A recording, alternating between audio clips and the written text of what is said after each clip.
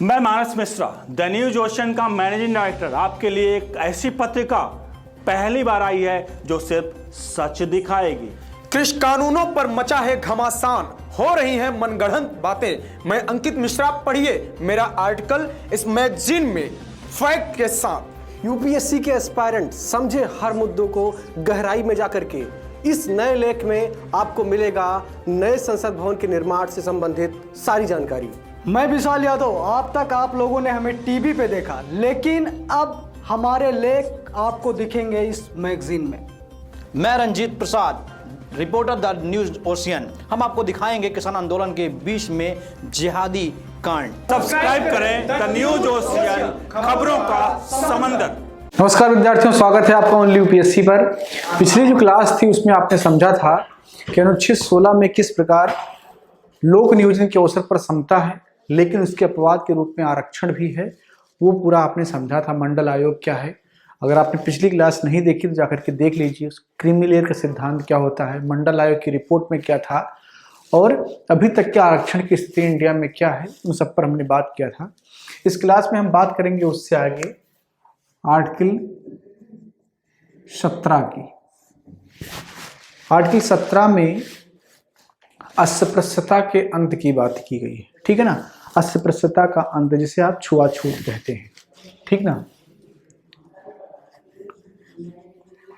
जिसे आप छुआछूत कहते हैं, ठीक ना। तो अस्पृश्यता का अंत या छुआछूत का अंत आर्टिकल 17 में इसकी बात की गई है। अब अगर आज की बात करें तो वह लोग जो ग्रामीण पृष्ठभूमि से हैं, या यूँ कहें कि सामाजिक और शैक्षणिक पृष्ठभूमि से हैं, उन्हें पता होगा कि छुआछूत क्या होता है। लेकिन अगर आप शहरों की ओर बढ़ जाएं तो आपको छुआछूत नज़र नहीं आएगा, क्योंकि शहरों में ये बिल्कुल ख़त्म हो चुका है। आप किस दुकान पर बैठ कर क्या खा रहे हैं, क्या पी रहे हैं, उसका बनाने वाला कौन है, आपको नहीं पता होता है, और आप इच्छुक भी नहीं होते हैं जानने के। लेकिन एक ऐसा समय था जब तथाकथित उच्च जातियां तथाकथित निम्न जातियों के हाथ का पानी नहीं पीते, उनके बर्तन में भोजन नहीं करते, उनके साथ बैठते नहीं, उन्हें होटल में नहीं रुकने देते, उन्हें सार्वजनिक स्थानों पर पूजा करने, उन्हें मंदिर में पूजा करने से, सार्वजनिक मेलों में जाने से रोकते, उन्हें सार्वजनिक चिकित्सालयों में नहीं जाने दिया जाता। तो ये सारी समस्याएं थी देश में, और ये लंबे वर्ष तक चली आई हैं। वर्तमान में भी अगर आप अभी सुदूर भारत में पिछड़े क्षेत्र में चले जाएं तो वहाँ पर ये सारी समस्याएं अभी भी आपको उसके लक्षण दिखाई पड़ सकते हैं। खासकर भी SC/ST समुदाय के साथ जो उच्च जातियों का संबंध है वो स्थापित नहीं हो पाया है। हमारे जो संविधान निर्माता हैं या नीति निर्माता थे, उन्होंने ये बहुत प्रयास किया कि अगड़े और पिछड़ों में रोटी और बेटी का संबंध हो जाए, रोटी और बेटी का संबंध हो जाए। रोटी और बेटी के संबंध का मतलब क्या होता है?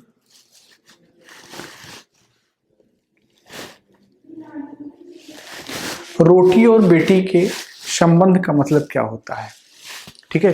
तो रोटी और बेटी का संबंध का मतलब, रोटी मतलब जो आप खाते हैं, और बेटी मतलब जहां आप विवाह करते हैं। सरकार अंतरजातीय विवाह बढ़ाने के लिए पैसे भी देती है ताकि लोग आकर्षित हों, और अंतरजातीय विवाह बहुत कम अभी देखने को मिलते हैं। अभी कुछ दिन पहले आपने एक चर्चित रेप कांड को सुना होगा,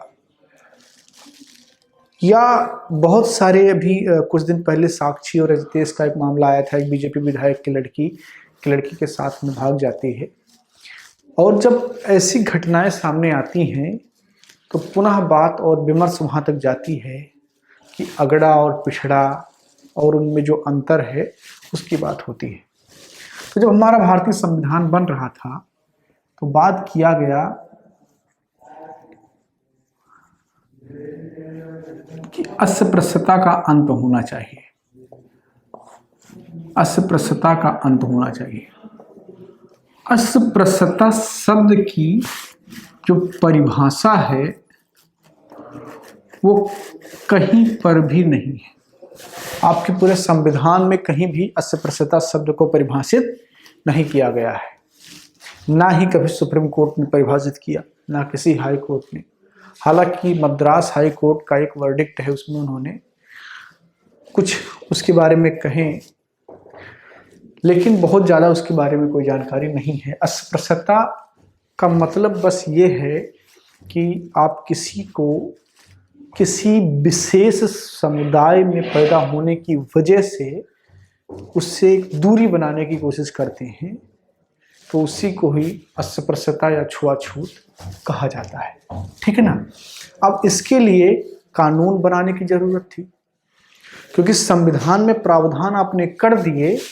अब आप सोचिए कि हमारे यहाँ व्यवस्था क्या है। विधि का शासन हमने आपको पढ़ाया था आर्टिकल 14 में। क्या पढ़ाया था? विधि का शासन। विधि के शासन का ये मतलब होता है कि किसी भी व्यक्ति को निर्धारित विधि के अलावा सजा नहीं दिया जा सकता है।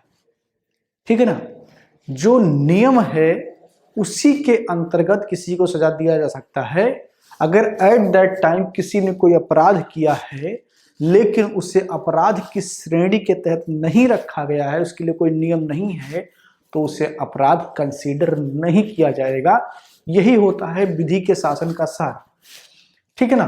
तो अगर संविधान में यह लिख दिया गया कि अस्पृश्यता का अंत होना चाहिए, तो क्या इससे कुछ कन्फर्म हो रहा है?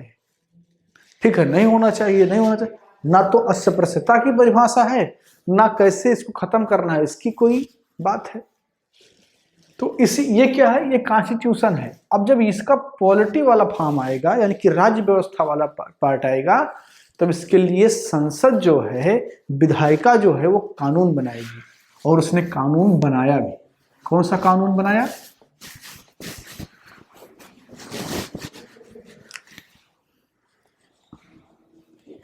अस्पृश्यता अधिनियम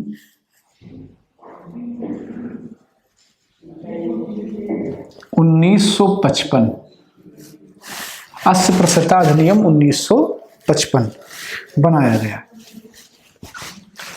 और इसके तहत ये प्रावधान किया गया कि यदि कोई व्यक्ति अस्पृश्यता को प्रैक्टिस करता है तो उसे 500 रुपये का अर्थदंड या 6 माह का जेल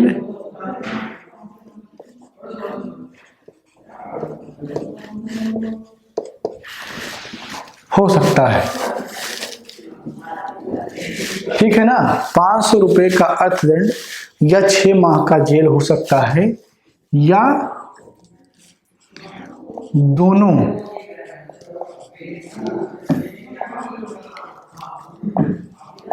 हो सकता है। ठीक है ना। तो यदि कोई व्यक्ति अस्पृश्यता को प्रैक्टिस करता है तो उसके ऊपर 500 रुपये का अर्थदंड या 6 माह तक का जेल हो सकता है। 6 माह तक का जेल तो बड़ा कठिन लग रहा है। लोग तो 500 रुपये से ही गाड़ी जब पकड़ जाती है, लाइसेंस नहीं होता, दे के चले आते हैं। तो ये आसान है 500 रुपये वाला। मजाक कर रहा हूँ, ये गलती मत कीजिएगा, क्योंकि जेल भी हो सकता है। यहाँ पर क्या लिखा है? दोनों हो सकता है। ठीक है ना।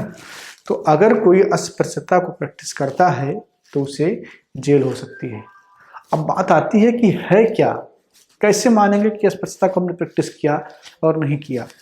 तो उसके लिए कुछ लिख दिया गया है कि अगर आप ऐसा करते हैं तो माना जाएगा कि आप अस्पृश्यता को प्रैक्टिस कर रहे हैं। सार्वजनिक पूजा स्थल पर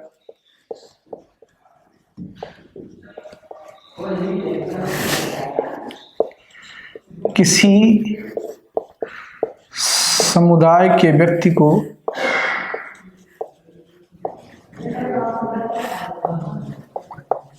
रोकना किस आधार पर कि वो उस समुदाय का है, इसलिए।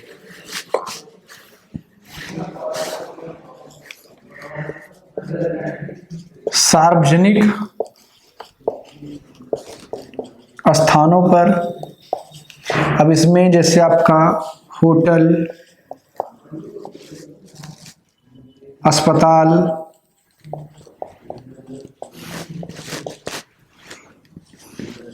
स्कूल, धर्म सभा या कुछ भी हो सकता है, सिनेमा हॉल, जो भी आप, जहां पर सार्वजनिक लोग, मतलब जहां पर सब लोग जाते हैं, वहां पर अगर किसी को मना किया जाता है। तीसरा, अनुसूचित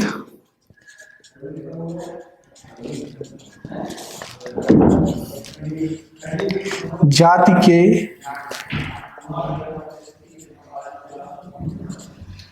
व्यक्तियों के साथ भेदभाव मतलब किस आधार पर? छुआछूत के आधार पर कि वो उस जाति का है, तो यह भी अस्पृश्यता के दायरे में आएगा। उसके समझा जाएगा कि आपने अस्पृश्यता को प्रैक्टिस किया। चौथा, प्रत्यक्ष या अप्रत्यक्ष रूप से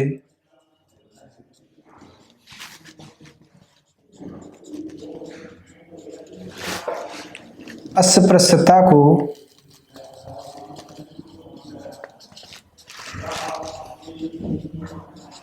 मानना,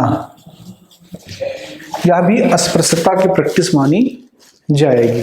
तो अगर आप ऐसी हरकत करते हुए पाए जाते हैं और कोई आप पर शिकायत करता है, तो आपको 500 रुपये का अर्थदंड या 6 महीने तक का जेल या दोनों हो सकता है। यह है आपका अस्पृश्यता का अंत। और इसके लिए जो अधिनियम बनाया गया वो है अस्पृश्यता अधिनियम 1955। इस अधिनियम में 1976 में संशोधन किया गया और इसे जन संरक्षण अधिनियम या नागरिक संरक्षण अधिनियम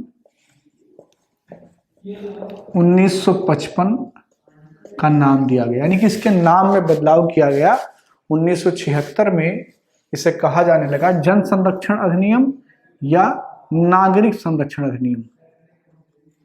ठीक ना, नागरिक संरक्षण अधिनियम या जन संरक्षण अधिनियम इसे कहा जाने लगा। तो ये है पूरा अस्पृश्यता का अंत। अब एक अनुच्छेद और बचता है, उपाधियों का अंत। ठीक है, तो उसे हम अगली क्लास में समझेंगे। इस क्लास में इतना ही। क्लास आपको कैसी लगी लिख करके जरूर बताइए। अगर कुछ समझ में ना आया हो तो पूछ लीजिए। मिलते हैं अगली क्लास में। धन्यवाद। मैं मानस मिश्रा, द न्यूज ओशियन का मैनेजिंग डायरेक्टर, आपके लिए एक ऐसी पत्रिका पहली बार आई है जो सिर्फ सच दिखाएगी। कृषि कानूनों पर मचा है घमासान, हो रही हैं मनगढ़ंत बातें। मैं अंकित मिश्रा, पढ़िए मेरा आर्टिकल इस मैगजीन में फैक्ट के साथ। यूपीएससी के एस्पायरेंट समझे हर मुद्दों को गहराई में जाकर के। इस नए लेख में आपको मिलेगा नए संसद भवन के निर्माण से संबंधित सारी जानकारी। मैं विशाल यादव, अब तक आप लोगों ने हमें टीवी पे देखा, लेकिन अब हमारे लेख आपको दिखेंगे इस मैगजीन में।